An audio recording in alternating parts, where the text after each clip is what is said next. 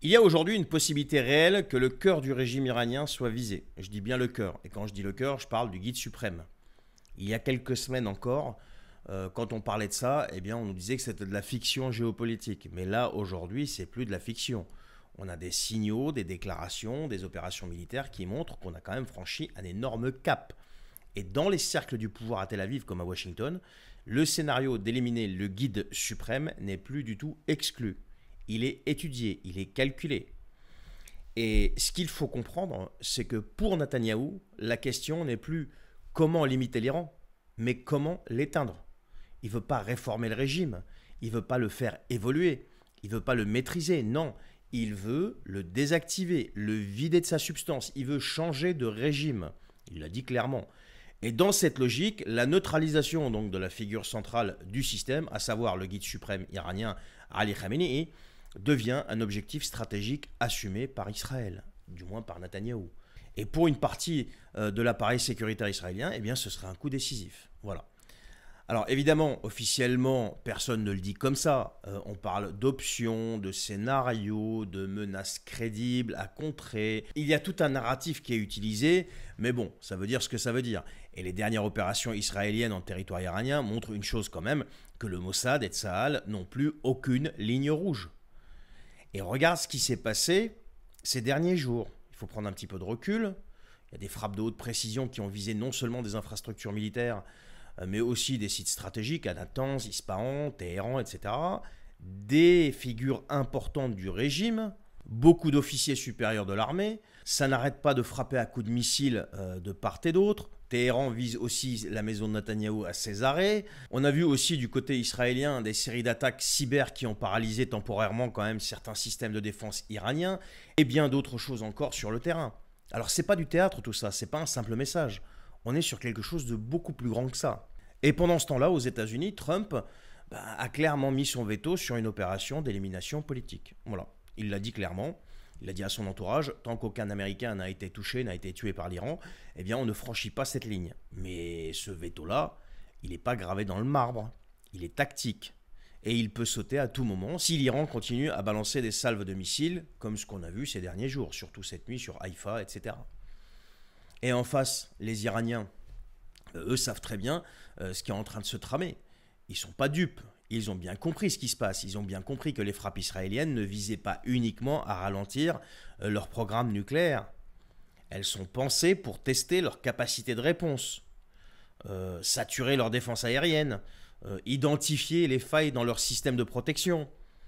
Et là où ça devient encore plus chaud, c'est que Téhéran a déjà déclaré que si la tête du régime était ciblée, la riposte sera totale, pas symbolique, totale, et qu'elle frapperait avec des armes qu'elle n'a pas encore utilisées. Donc on ne sait pas trop ce dont il pourrait s'agir. Mais quand on parle de riposte aussi, on parle ici d'une ouverture de plusieurs fronts en simultané. On a le Hezbollah encore même affaibli au nord, les Houthis dans le Golfe, les milices chiites en Irak. On parle d'opérations de sabotage au Proche-Orient, cyberattaques contre les réseaux énergétiques occidentaux. Il faut savoir quand même que l'Iran a les moyens de lancer une guerre asymétrique sur tous les fronts. Il peut aussi provoquer un chaos économique global. Il a juste à bloquer le détroit d'Ormuz. Et ça, c'est pas de l'intox. Il faut savoir que 30% du pétrole mondial passe par le détroit d'Ormuz.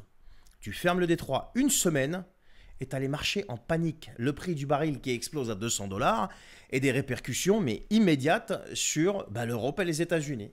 Mais ce que beaucoup ne voient pas venir, c'est le plan alternatif. Et ce plan, il est beaucoup plus vicieux, beaucoup plus stratégique. Et il est beaucoup plus dangereux. C'est pas la destruction du régime, c'est sa mise en cage. C'est le scénario, en fait, où on renverse pas la République islamique, mais on lui arrache toutes ses dents. On coupe les bras, on laisse la tête.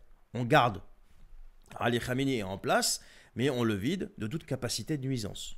On détruit les installations nucléaires, on démolit les centres de commandement, on coupe les financements aux milices étrangères et on le laisse survivre. Mais sous respirateur géopolitique.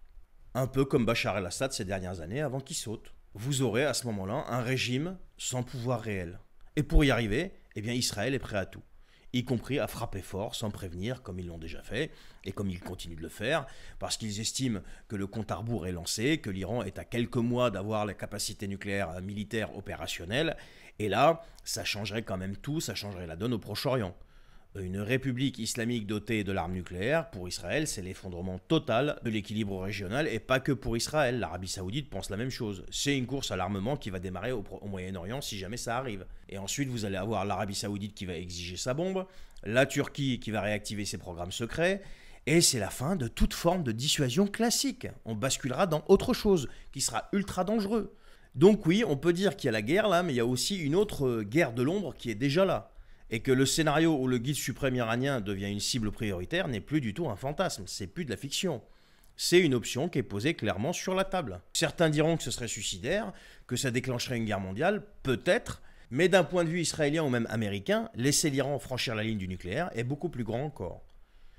Et c'est là que tout devient complètement irrationnel, parce que plus les Iraniens s'accrochent à leur programme, plus ils vont refuser toute concession, plus ils vont alimenter cette perception de menace existentielle, et plus Israël va frapper fort.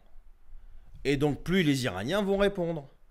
Même seul Israël va continuer, même sans le feu vert américain. Et si demain, je ne sais pas, admettons, une frappe chirurgicale touche un convoi, ou je sais pas moi, un bâtiment où il y a le guide suprême, un cortège officiel, peu importe. Qu'est-ce qui se passera? Eh bien, ils auront fait tomber le premier domino, et le reste va suivre derrière. Et le vrai danger, il est là. C'est qu'on n'est plus dans la dissuasion, on est dans la course à l'escalade. On est dans un jeu où chacun pense pouvoir imposer sa limite sans déclencher la tempête. Sauf qu'un seul missile de trop, une seule bavure, une seule frappe qui touche la mauvaise cible, et ça sera l'embrasement généralisé. Alors aujourd'hui, à mon avis, ça n'engage que moi ce que je vais dire, la question n'est plus est-ce que ce scénario va arriver? La vraie question, c'est quand? Parce que c'est plus du tout une hypothèse, c'est une trajectoire. C'est quelque chose de voulu et d'assumé. Et tant que personne ne freine pas tout ça, on fonce droit dedans. Droit en direction d'une catastrophe annoncée. Voilà les amis. Allez, je ne sais pas ce que vous en avez pensé. Voilà, c'est une petite réflexion comme ça que je voulais vous apporter.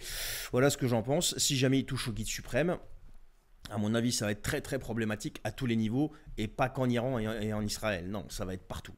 Allez, je vous souhaite une bonne journée. Prenez soin de vous, partagez cette vidéo et je vous dis à la prochaine.